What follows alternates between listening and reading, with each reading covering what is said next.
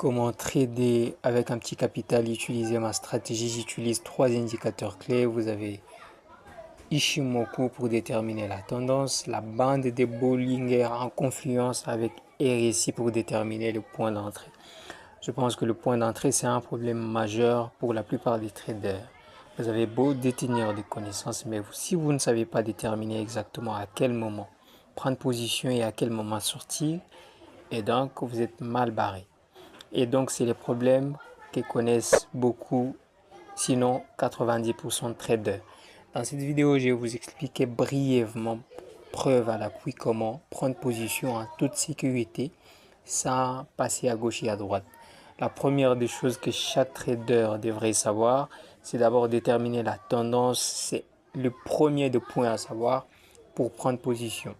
Et pour déterminer la tendance, il n'y a pas plus simple que d'utiliser Ichimoku, qui est un indicateur formidable. Vous avez les nuages au milieu qui vous permettent de savoir si vous êtes dans une tendance haussière ou baissière.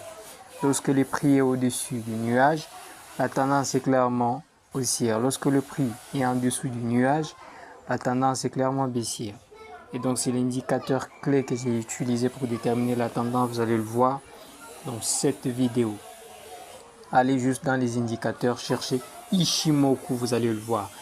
Premièrement, vous voyez très bien les deux indicateurs qui sont la bande de Bollinger qui est en vert et RSI qui est en dessous.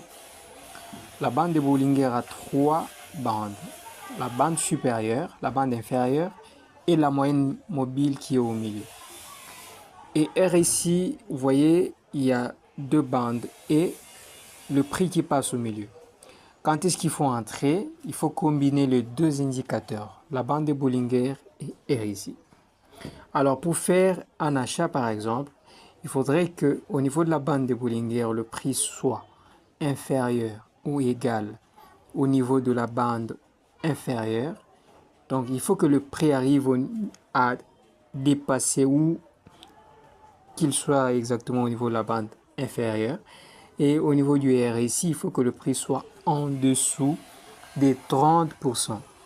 Vous allez le voir, c'est marqué RSI entre parenthèses 14 et vous allez voir le pourcentage qui est en train d'évoluer. Alors pour faire un achat, il faut que le prix soit des 30% ou en dessous.